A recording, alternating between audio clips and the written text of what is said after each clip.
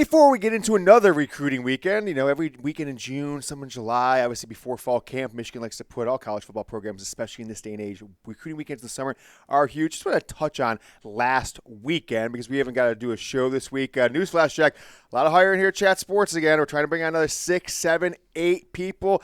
Rumors last night, maybe even 10 people. You never know. Wild time. So been really busy, but wanted to give thoughts on this and some other things. And just want to make sure everyone knows today, Friday, June 6th, is the day that the haters on Twitter and on social media say the hammer is coming down. Now, Connor Stalions was in attendance. Someone caught a picture of Stalions in a maize tie walking into the NCAA meeting today where Michigan is supposed to, hear what's going on. I'm not sure people saying the hammer's coming today. Oh, well, now we're going to say the hammer's not coming today. It's going to happen in 6 to 8 weeks from now. We shall see. We'll talk about that, as things develop. Around this story. I don't think anything's happening today, though, and I think we will wait to see what the outcome is of the Stalions scandal. But the big recruiting weekend, Michigan hosted a handful of high-level 4-star players across all positions. So defensive back, wide receiver, linebacker, defensive line, safety, corner, 3-star offensive linemen, guys like Zion Robinson,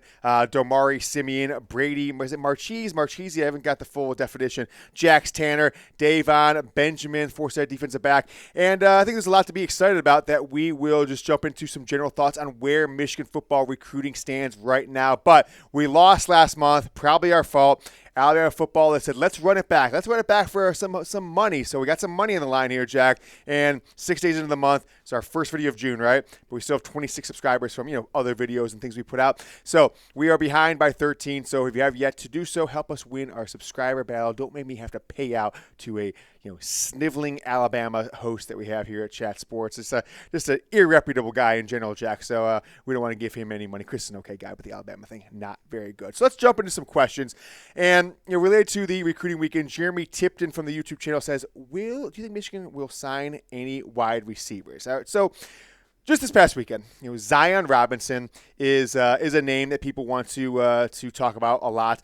Brady Marchese, is that how you spell it? Christian Ward, who is another one. So these are the 3 4-star wide receivers that came last weekend. And I'm going to say this.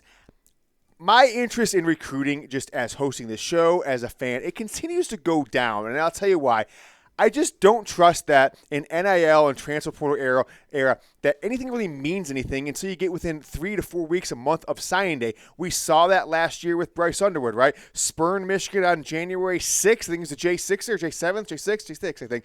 And then, 8 months later, or 10 months later, 11 months later in November, flips to Michigan, signs with Michigan, and what will happen with any of these guys? If they commit to Georgia, if they commit to Michigan today, will they end up sticking with it for the next 5 months? Will they play a year freshman at Michigan, play a year freshman elsewhere, flip and commit? There's no penalty to move around. Guys, I think the rule is still up in the air. You could transfer multiple times. It's not like it's just a one-time transfer. Like that got overturned, and we're still waiting to see what the next thing is from there. So we got a tweet here coming in. We got on 3 saying Brady Marchese will take official to Michigan this weekend. That's this past weekend, of course. He's a Georgia commit. Now, look, I always think when a guy is committed early and he goes on a bunch of recruiting visits, it's one of two things. It's almost always one of these things. It's either he wants free vacations to mess around. Maybe he's got a friend that's also going that weekend and has no interest, or he's going to flip.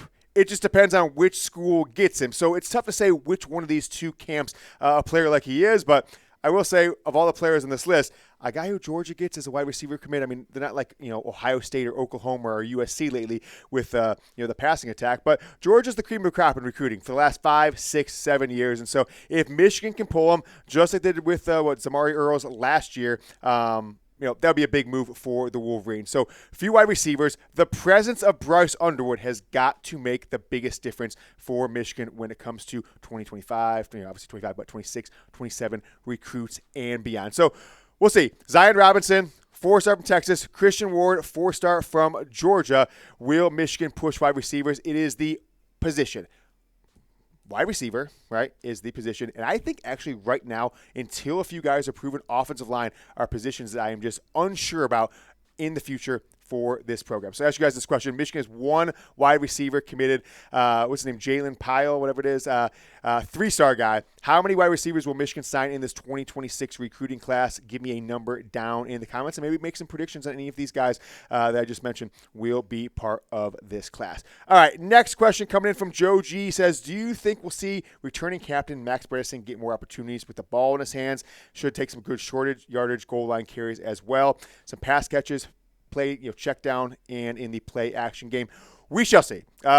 What I will potentially tell you about is what I think his position overall on the team is going to be in just a second. But I did want to point out and give some visibility to this campaign. So our guy on Twitter, his name is Eric. I won't give his last name. I think his last name's on his Twitter account, but I don't want to out him or anything like that with his full name. But he has a medical condition that is going on right now, and he's also caring for his mother, unable to work, and he's trying to raise money to be able to take care of his mother and get some medical work done. You can see all the issues in the link that we've got on the bottom of the screen. So if you go down the description of today's video, go down the description, click expand so you see the full thing. At the end of the first paragraph, I have put that link right there. So it's the GoFundMe. It's a string of numbers. So if you just want easy to click on it, help a Wolverine in need. Got a medical condition. Also is taking care of his elderly mother. Needs your help. I've contributed to as well. You can go and search through all the donations. I contributed when it first started a few months ago.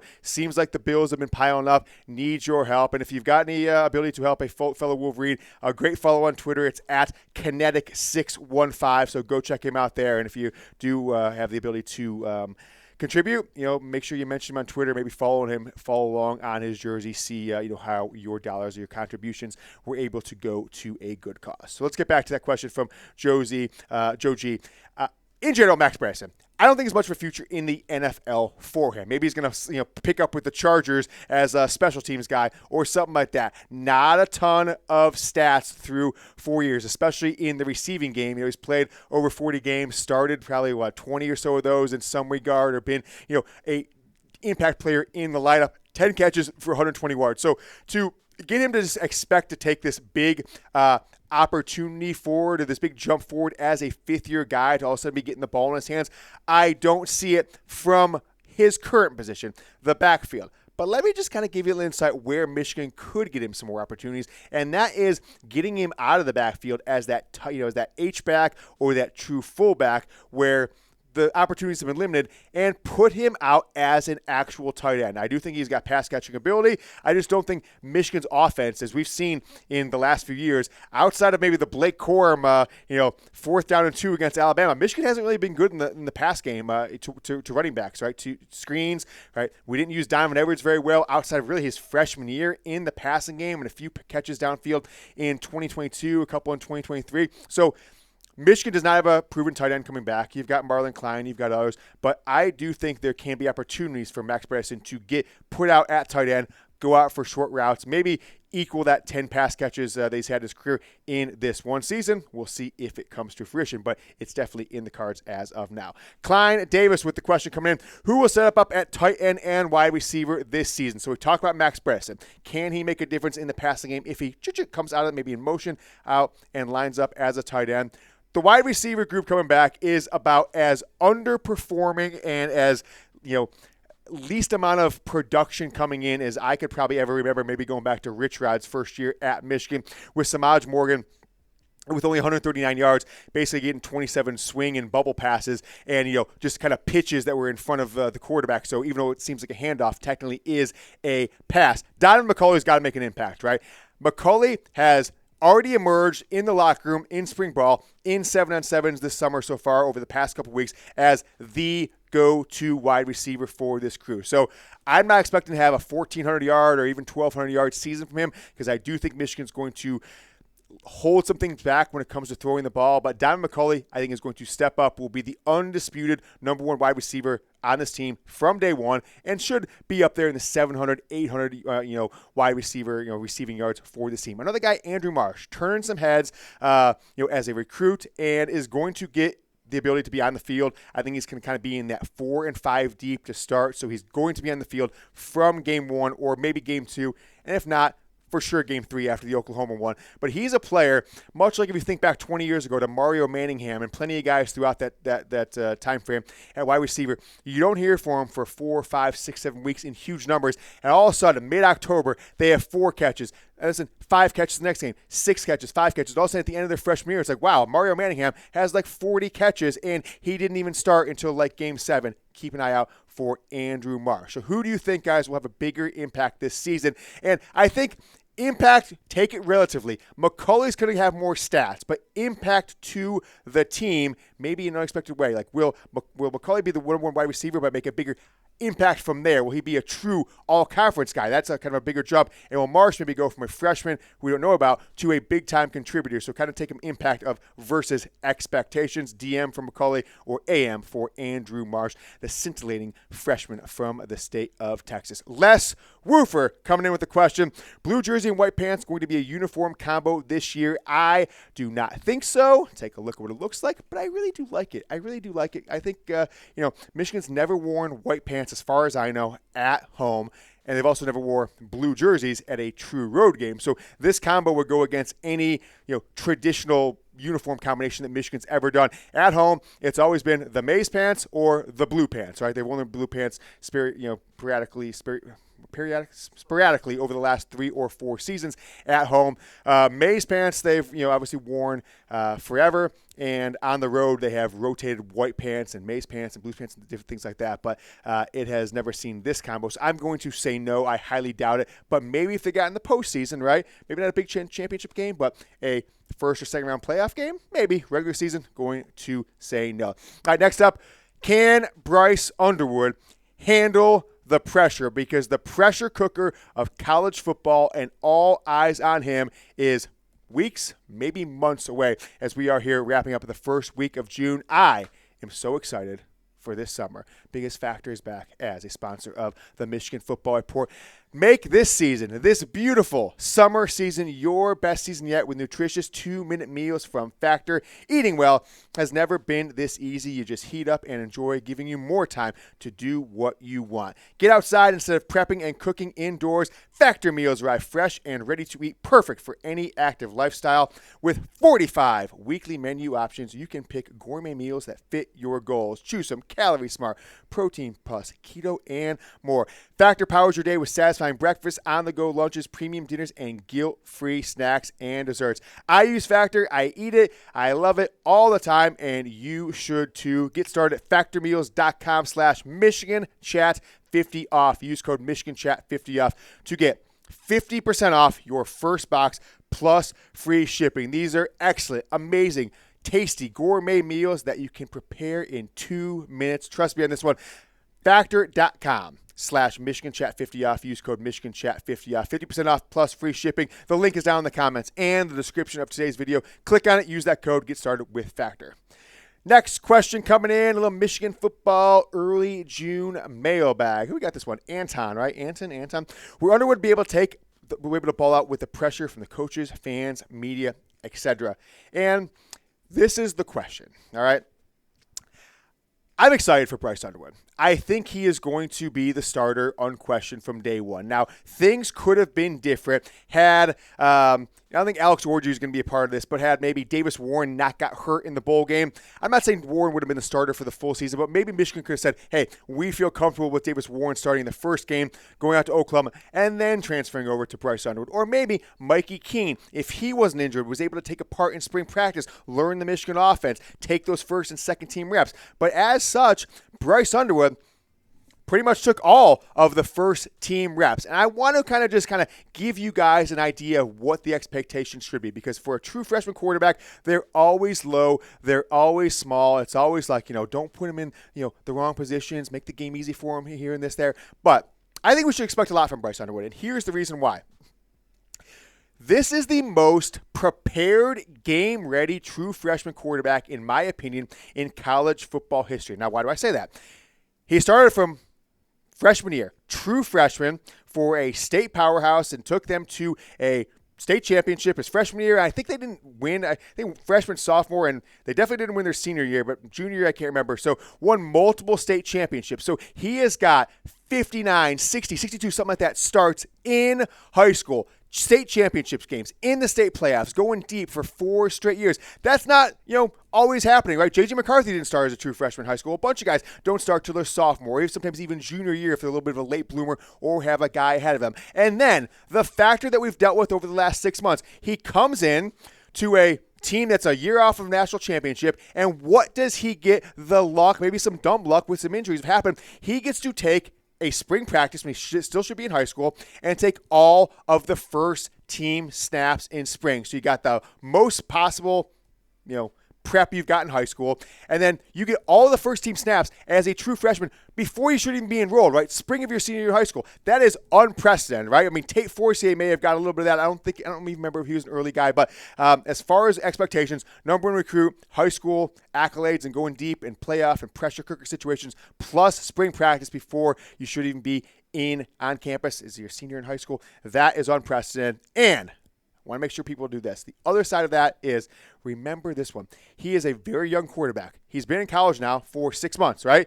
He is only 17 years old. He doesn't turn 18 until August 19th, 11 days before Michigan's first game. He will turn his 18th birthday. Most quarterbacks, if you've got an August birthday, a July birthday, even a June birthday, your parents push you back, right? You're there. If you think about like Quinn Ewers, right, when he enrolled in high school in Ohio State and skipped his senior year of high school, he was older than Bryce Underwood is now, even skipping his senior year of high school. So kind of give you context, Ewers was held back. A lot of these guys are held back. Caleb Williams, when he started as a freshman in Oklahoma, he was almost 20, right? He was turned 20 right after the season. He wasn't the normal, get into college, turn 19 sometime, your freshman year. Bryce Underwood could still be a junior in high school right now going into his senior year. So maybe temper your expectations, temper them a little bit there, but I think for game readiness, I am excited for Bryce Underwood. How about this question coming in from Dale Justice? What would Bo have done regarding A.D. Ward Manuel and the NCAA investigation penalties? Now,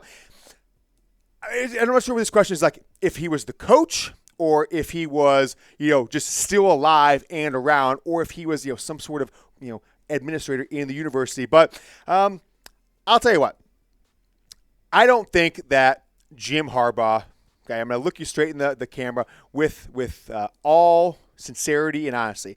I don't think Jim Harbaugh was a cheater. I don't think Jim Harbaugh knowingly authorized anything bad to happen. I honestly don't think that Michigan did anything that gave them this crazy advantage, right? The NFL is not stupid. They have drafted all these guys over the past couple of years where Michigan have 20-plus draft picks. You had 13 last year, 7 or 8 this past year, 3 first-round draft picks, could have been 4. That's not because of Connor Stallions. That's because Jim Harbaugh, it took him a little while to overcome the Brady Hoke stuff, took him a little while to get the right staff members on there, was right there his second year in 16, was right there in his fourth year in 2018. And then, COVID just didn't do good for this program, and they came back with a vengeance. People put that, thing up on the, Twitter. It's like, before Connor Stallions, after Connor Stallions' record. Well, I could also make one. Don Brown, defensive coordinator, 2016 through 2020 record. Some good years in there. No, Don Brown. Get a guy who was an NFL head coach now, and Mike McDonald, and then probably the best D coordinator in the NFL right now in Jesse Minter, plus J.J. McCarthy, who I think is going to win the MVP in the NFL this year, first year as a starter, first year playing.